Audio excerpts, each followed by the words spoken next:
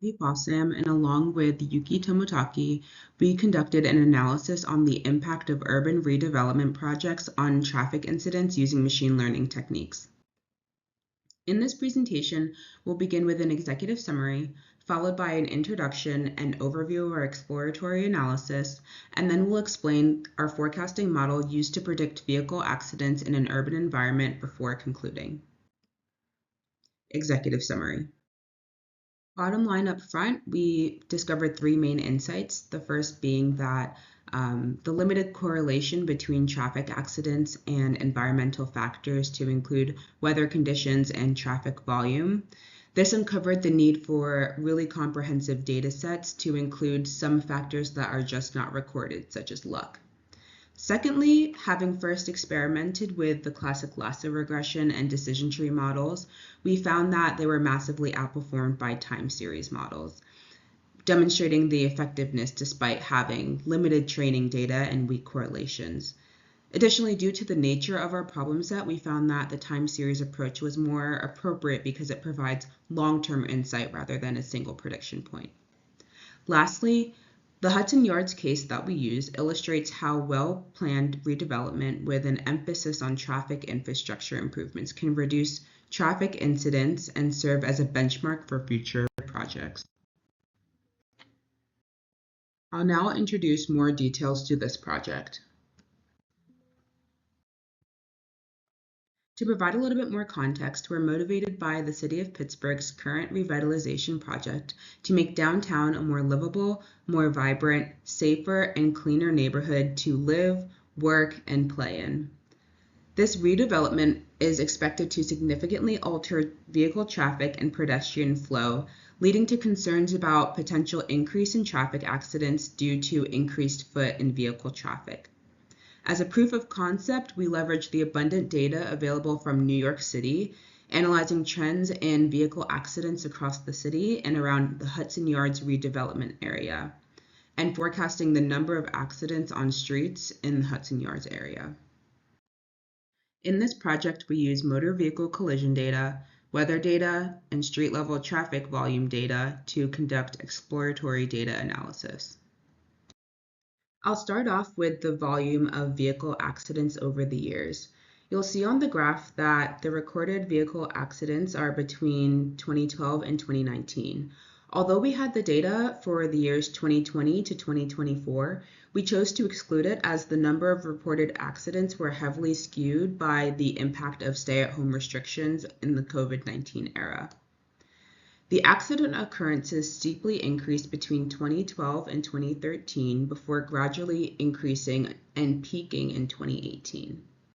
Next, we broke down the data by borough. Manhattan, where Hudson Yards is located, has the highest variability of accident occurrences and vehicle volume. It's important to keep this in mind when considering the impacts of revitalization. Hudson Yards, having a similar revitalization project like Pittsburgh, completed its first phase of the project in 2016. The decline in accident occurrences aligns with the timeline in this project. The second phase is to be completed in 2025, so we anticipate to observe noticeable impact on traffic incidents at this time.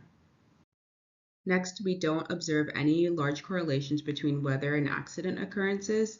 The moderately strong correlations we do see observed between weather code, rain, and cloud cover were to be expected.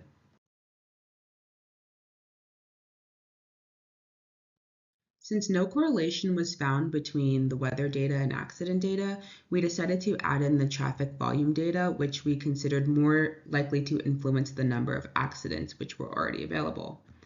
As shown here, the information measures the number of cars passing through each street on each day. Intuitively, we expected that the streets with higher traffic volume would have a greater number of accidents, but when we evaluated this using a correlation matrix, we saw that the traffic volume had a correlation to traffic incidents with a score of 0.01, not significant at all. We explored other data but found no additional sources. We then applied a time series model Salina, training on 2013 to 2017 data and testing with 2018 to 2019 data to assess accuracy. This figure shows the results. The green line predictions captured the upward trend from 2013 to 2017 and forecasted a continued rise for 2018 to 2019, closely aligning with the test data yellow line. However, after 2019, the actual accident numbers deviated from the predicted trend, resulting in significant discrepancies. Salina effectively captures long-term trends from historical data, making it useful when no significant factors are identified. However, it struggles with sudden changes or unexpected non-periodic events.